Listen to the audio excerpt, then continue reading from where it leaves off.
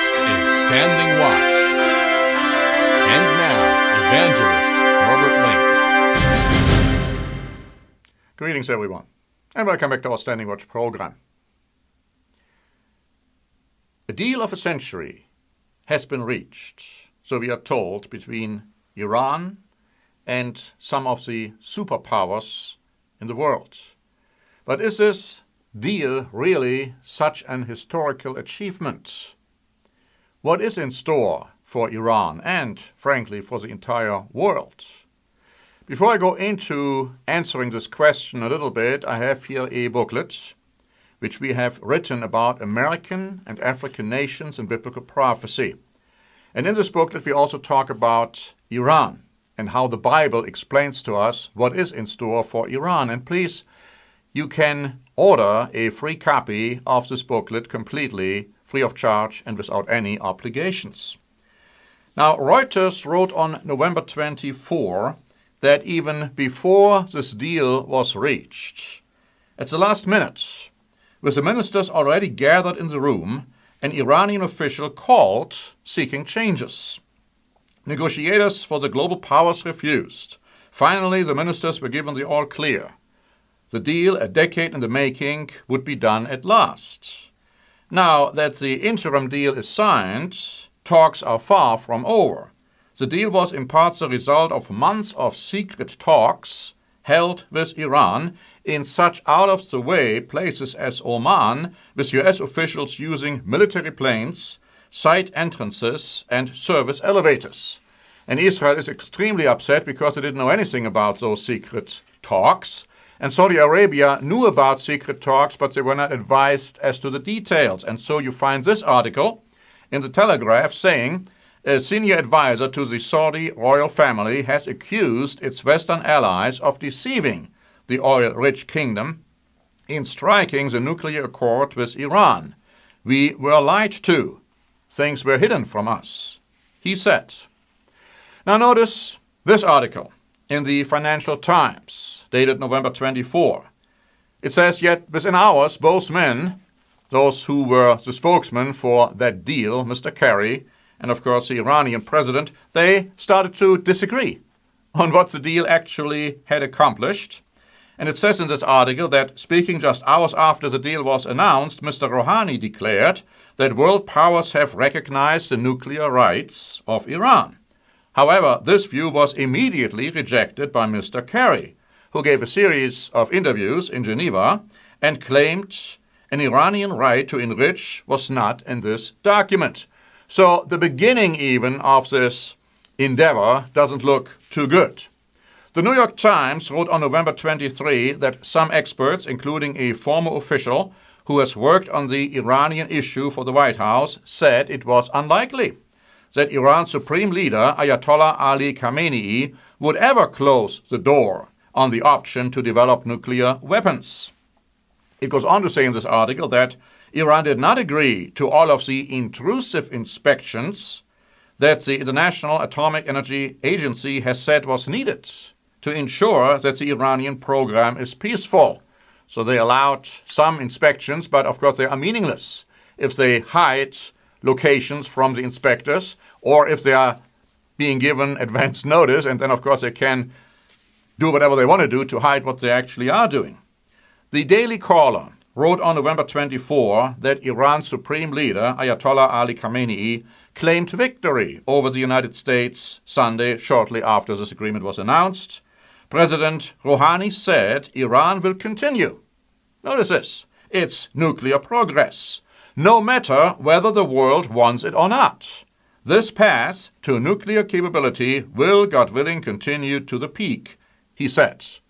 And this article points out that Iran has by now over 10 tons of low-enriched uranium, enough for several bombs. Now, you might have heard of Alan Dershowitz, a well-known liberal Democrat, also a civil rights and international law expert, Harvard professor. He was interviewed on November 24, and Breitbart had this to say.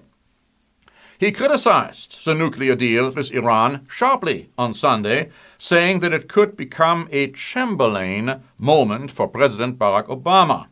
It's no surprise that the Iranians are jumping up in the air celebrating, and American experts are deeply divided as to whether this is a good deal or not. Of course, someone like Mr. Brzezinski says it's a good deal. Here's the perfect litmus test. He is always wrong. If you look back at his history from the day he became an advisor to Jimmy Carter, I cannot think of one decision where he turned out right.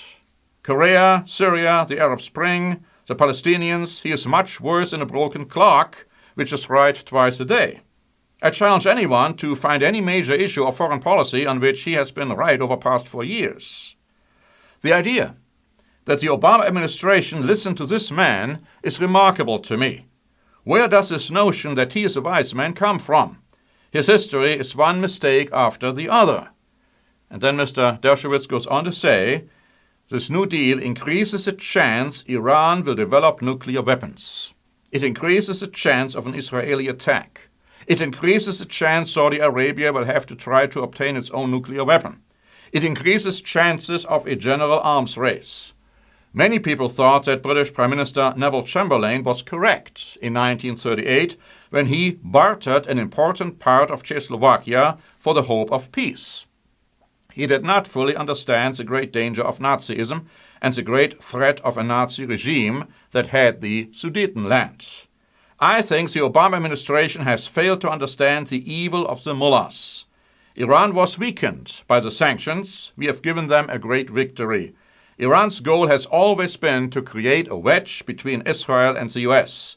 They are the smartest enemy the US and Israel have faced in recent years. And so it shouldn't come as a surprise that JTA wrote on November 25 that Mr. Netanyahu reiterated on Sunday that Israel will strike Iran's nuclear program with or without US approval if Israel deems it necessary. This agreement and what it means endangers many countries, including, of course, Israel, Netanyahu said. Israel is not bound by this agreement. The Iranian regime is committed to the destruction of Israel, and Israel has the right and the obligation to defend itself by itself against any threat. The Guardian added the following on November 24. If in another 5 or 6 years a nuclear suitcase explodes in New York or Madrid, it will be because of the agreement that was signed this morning, the Economy Minister Naftali Bennett said. We woke up this morning to a reality in which a very bad agreement was signed in Geneva. And notice what the Washington Post wrote on November 24. Israeli Foreign Minister Avigdor Lieberman said the deal brings us to a nuclear arms race. The world has to understand that this is the biggest diplomatic victory Iran has had in recent years. There is no doubt the agreement recognizes Iran's right to enrich uranium. Ayatollah Ali Khamenei, the supreme leader of Iran, last week referred to Israel as the rabid dog of the region and promised the Zionist regime is doomed to destruction. You see, it is amazing that a deal like that could be struck in light of the opposition, in light of the concerns of the entire world community. And also in America, there are grave concerns. Here's an article by Newsmax, dated November 24, saying that former CIA director Michael Hayden on Sunday criticized the Obama administration's deal with Iran, saying it will only delay, not derail, the country's nuclear program. Practically the worst of all possible outcomes, because now what you have here is a nuclear-capable state, Hayden said. And my fear is this interim agreement, which doesn't roll back much of anything at all, becomes a permanent agreement. And Newsmax also interviewed Senator Lindsey Graham, who said on Monday that despite the Obama administration's interim deal with Iran, the Senate would pass a bipartisan measure forcing sanctions against the nation until its nuclear capability has been completely dismantled. Graham is the latest in a growing line of Republicans and Democrats on Capitol Hill who oppose the deal with Iran. And the Obama administration has warned Congress not to move ahead with sanctions, but Graham's statement is the strongest yet that lawmakers are not willing to let the White House deal stand. And very briefly, what is the German reaction, some of it, to that deal? Now, Germany was part of this deal they struck over there in Geneva. The Frankfurter Allgemeine Zeitung wrote on November 25, Iran's concessions are significant, but don't mean the end of the nuclear program. It's worth noting that the sanctions imposed on Iran worked by causing the leadership in Tehran to embark on a charm offensive. If an instrument is working, one should not abandon it prematurely. And here's a quote from Die Welt saying this: so far, the Geneva Agreement is just a test of Tehran's seriousness. Everything, truly everything, now depends on Obama not getting carried away by grand, historic, global political visions. There must be complete certainty that Iran is opening up all its certificates and letting the inspectors do their work without obstruction. There are too many historical examples of deceitful dictatorships and betrayed democracies not to remain very suspicious regarding Tehran. It's an exceedingly bold assumption that 6 months will suffice to achieve this certainty. The concerns are there. The Bible is very clear that something totally different is going to occur. Our free booklet on African and Middle Eastern nations in biblical prophecy explain to you what is in store for Iran. The fact that Iran will engage in a war against Israel. The fact that Iran will form a confederacy with Russia to fight against Europe. The fact that Iran will go into captivity. They will receive punishment. But the good news is that ultimately they will convert to God's true way of life. Now, if you want to know more about Iran, more about Russia, more about Europe, more about the United States of America, more about what the Bible is telling you what's going to happen, please read our free booklet on Middle Eastern and African nations in biblical prophecy. You might be surprised what you learn from the pages of your Bible. Thank you very much for listening. This is Norbert Link for the Standing Watch program.